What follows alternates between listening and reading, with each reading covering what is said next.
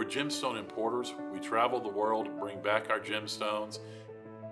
Then we manufacture them ourselves into one-of-a-kind, custom pieces of jewelry at our manufacturing facility located on 61st Street on Galveston Island. What I enjoy most is buying a loose gemstone. It can be a black opal or a sapphire. It can be an aquamarine from Brazil, and picturing a custom design, a one-of-a-kind design that I'm going to transform that loose stone into a memorable piece of jewelry for someone to wear for years to come. We just got back from Australia and we bought a lot of black opals, and you can see the opal on the top and the black potch on the back. We met some very colorful characters in Australia. One of them is Butch McFadden, a miner who was very kind to explain to us on camera exactly how the opals are mined today and how they're brought to the surface, so we can show our customers exactly where the stones we sell them come from. Well, you climb down into the mine on a ladder approximately 70 feet. It's basically a round bored hole that's about 48 inches in diameter. When you go and look at the mines and the different fields, you'll see lots of shafts going to the surface. They're for air, they're for bringing up the material to be washed that reveals the opal, but that's how the miners get air down into the mine, that's how the miners get into the mine, and that's how the opal gets out. And this is a stone that's set in 18 karat gold with diamonds that we sent to the American Gem Trade Association Spectrum Awards last year, and it did very well. This black opal is blue-green with yellow. It's called a high dome stone because you can notice the cut is of a high dome nature. If you look on the back, total black potch on the back, and on the top in a floral pattern, beautiful greens and blues with a touch of yellow. I'm John Ford. I'm a gemstone importer and jewelry manufacturer. We're in my showroom on 61st Street on Galveston Island.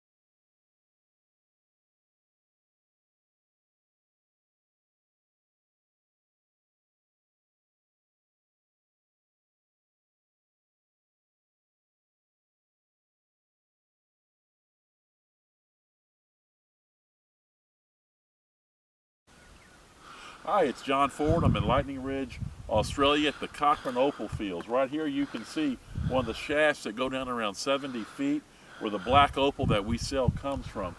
Behind us you can see other mines. You can see the tailings where they've gone through and extracted the opal that they're going to polish. It's a beautiful area. We're in the middle of nowhere in the outback of Australia, and it's a beautiful morning to look for opal.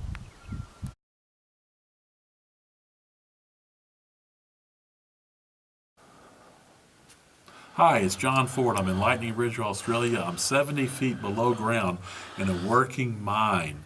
There's no end to the depths we go to bring you, our customers, opal.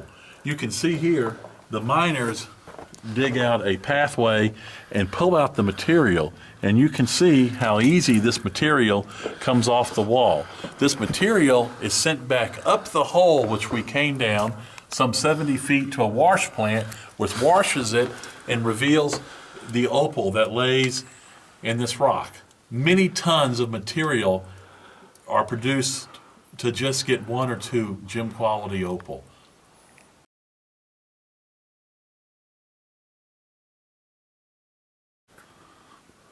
Hi, it's John again. I'm traipsing around this mine in Lightning Ridge, Australia with my son Christopher, who just spotted a vein of opal.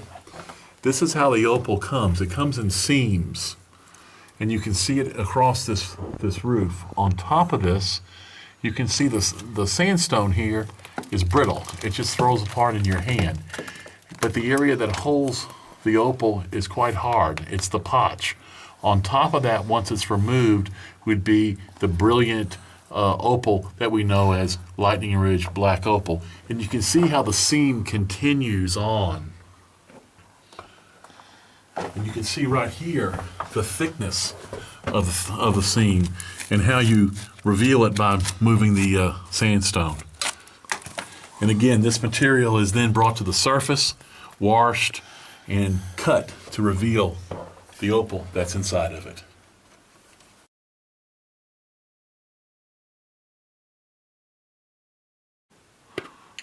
Hi, we're still down in the mine in Lightning Ridge.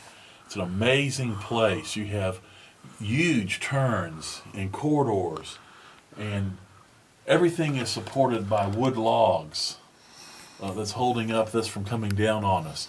Every direction that we look, you can see the miners have gone and tried to find opal. And you can see over there they have some that they'll be removing soon to the wash plant on the ground there that's come down from the ceiling. It's like we're in a beehive honeycomb. And it is just amazing to see the process involved in mining Lightning Ridge black opal.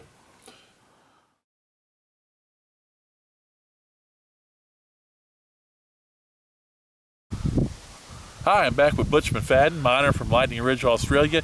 He's going to just give us a little bit of an inclination of how it is they mine underground today.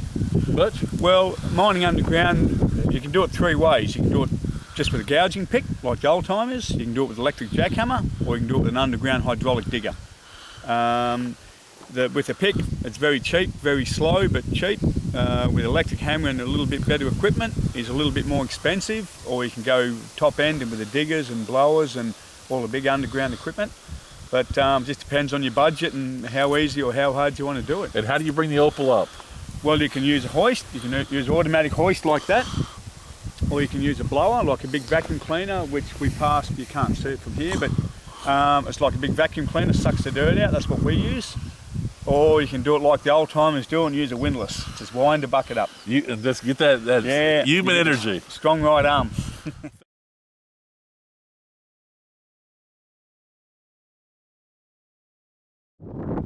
Hi, we're back with Butch McFadden, a miner in Lightning Ridge, Australia. We're up on a tank of his about 50 foot up in the air, and he's going to show us some open cut mining that he's doing.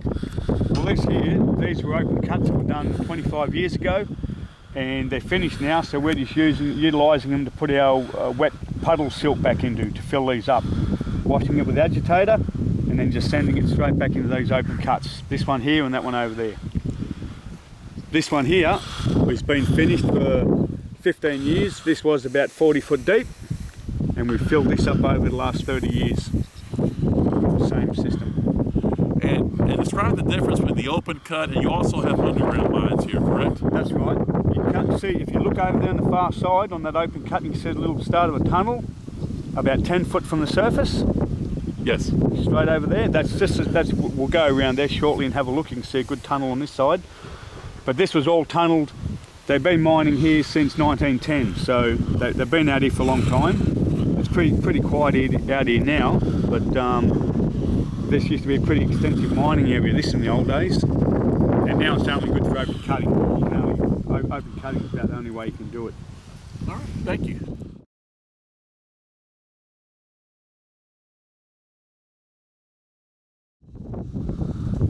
Hi, I'm here with Butch McFadden, a miner from Lightning Ridge, Australia, and he's going to explain to us real quick on how they clean the opal. Well, John, it's what we do. Where we are, we put the dirt on the ground over there. You can see the stockpiles of dirt. Then we get our front end loader and we load this hopper here, and the hopper puts in the conveyor and then runs into the agitator. And this has got perforated windows on the front, and it runs for anything from a few hours to 10-15 hours, whatever it needs to run the dirt down with. Then when we've finished, we take it out, we reverse the agitator, it just comes down the chute, and we just comes down washed like this, and we just go through it and pick any opal out that might be in it. All right, thank you very much. No worries.